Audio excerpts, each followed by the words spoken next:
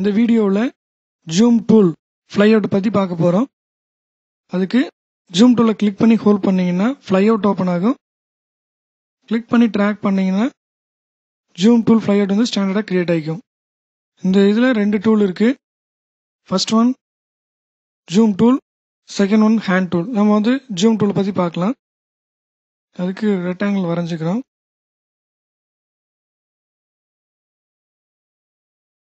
Zoom tool select பண்ணிக்கிறோம். இப்போ இந்த ரெக்டாங்கிள் நம்ம ஜூம் பண்ணி பார்க்கணும்னு நினச்சிங்கன்னா ப்ராப்பர்ட்டி பாரில் ஜூம் இன்னுங்கிற பட்டனை ப்ரெஸ் பண்ணிங்கன்னா பேஜ் வந்து ஜூம் ஆகிட்டே இருக்கும். ஜூம் அவுட்டுங்கிற பட்டனை கிளிக் பண்ணிங்கன்னா பேஜ் வந்து ஜூம் குறைஞ்சிட்டே இருக்கும், ஜூம் அவுட் ஆகிட்டே இருக்கும். அடுத்த பட்டன் ஜூம் டு செலக்டட். அதாவது நீங்கள் எந்த ஒரு டிராயிங்கை செலக்ட் பண்ணியிருக்கீங்களோ அந்த டிராயிங் மட்டும் ஜூம் ஆகி நிற்கும். இப்போ வந்து கிளிக் பண்ணுறீங்க, நம்ம செலக்ட் பண்ணிக்கிற ரெக்டாங்கிள் ஆப்ஜெக்ட் மட்டும் ஜூம் ஆயிருக்கு. அடுத்து zoom to all objects.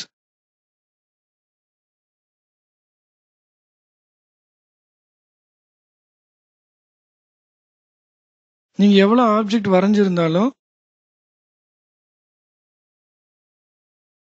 Zoom to all object click பண்ணீங்கன்னா அந்த எல்லா ஆப்ஜெக்டையும் ஜூம் பண்ணி நிற்கும். இப்போ கிளிக் பண்ணுறீங்க, இப்போ அந்த எல்லா ஆப்ஜெக்டையுமே ஜூம் பண்ணி நிற்குது. அதுக்கு அடுத்து ஜூம் டு பேஜ். அதாவது இப்போ வந்து நீங்கள் டிராயிங் பேஜை காட்டிலும் ஜூம் ஆகி இருக்குது. நம்ம டிராயிங் பேஜுக்கே திரும்ப போகணும்னு நீங்கள் நினச்சிங்கன்னா ஜூம் டு பேஜ் கொடுத்தீங்கன்னா கரெக்டாக அந்த டிராயிங் பேஜ் வந்து ஜூம் ஆகி நிற்கும். அடுத்த tool zoom to page with. இந்த பேஜ் வித் என்ன அப்படின்னா நீங்கள் கிளிக் பண்ணீங்கன்னா பேஜோட வித் அளவுக்கு உங்களுக்கு ஜூம் ஆகி நிற்கும். கிளிக் பண்ணுறோம், அந்த பேஜ் டிராயிங் பேஜோட வித் அளவுக்கு உங்களுக்கு ஜூம் ஆகி நிற்குது. அடுத்து ஜூம் டு பேஜ் ஹைட். அதாவது டிராயிங் பேஜோட ஹைட் அளவுக்கு உங்களுக்கு ஜூம் ஆகி நிற்கும். கிளிக் பண்ணுறீங்க, டிராயிங் பேஜோட அளவுக்கு ஜூம் ஆகி நிற்கும். இப்போ நம்ம பார்த்ததெல்லாம் வந்து ப்ராப்பர்ட்டி பார் வாய்ஸாக நம்ம ஒர்க் பண்ணுற பார்த்தோம். இதுவே நம்ம ஷார்ட்கட்டில் ஒர்க் பண்ண முடியும். அதுக்கு F2 கீயை ப்ரெஸ் பண்ணீங்கன்னா ஜூம் டூல் செலக்ட் ஆகிக்கும். நீங்கள் எந்த ஆப்ஜெக்ட் ஜூம் பண்ணணுமோ அங்கே கிளிக் பண்ணி ஹோல்ட் பண்ணி அப்படியே ட்ராக் பண்ணீங்கன்னா அந்த ஆப்ஜெக்ட் மட்டும் ஜூம் ஆகிக்கும்.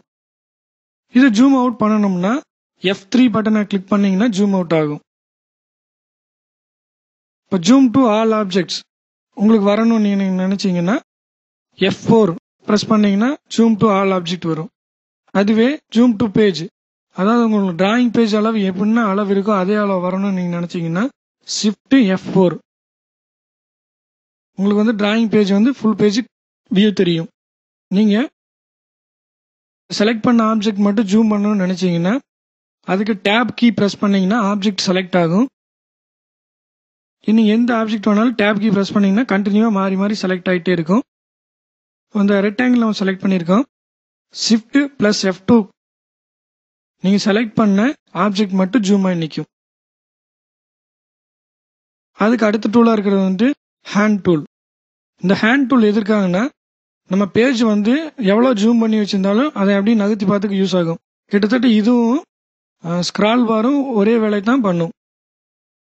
இப்போ ஜூம் பண்ணியிருக்கோம். இப்போ நமக்கு டவுன் பண்ணணும் அப்படின்னு நினச்சிங்கன்னா ஜஸ்ட்டு கிளிக் பண்ணி அப்படியே ஹோல்ட் பண்ணி ட்ராக் பண்ணிங்கன்னா டவுன் ஆகும். கிளிக் பண்ணி ஹோல்ட் பண்ணி ட்ராக் பண்ணுறீங்க. எந்த சைடு வேணாலும் நீங்கள் நகர்த்தி பார்த்துக்கலாம்.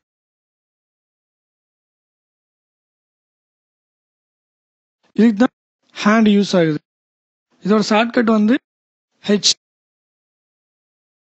இதுதான் ஜூம் டூலோட